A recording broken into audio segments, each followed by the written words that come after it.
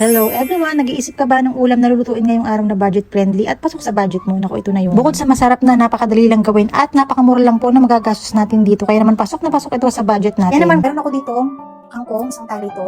So yung gagawin natin dito ay hihiwain ko lang ito sa tatlo, no?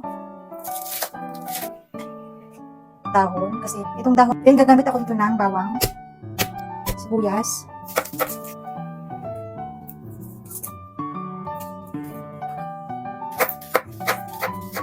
kamatis. Itong leftover na isda, ayan. So, binamay-himay ko lang ito, tofu, 2 piraso to. Then, hiniwa ko lang to ng parang cubes na ganito, parang bite size. Okay lang yan magluto.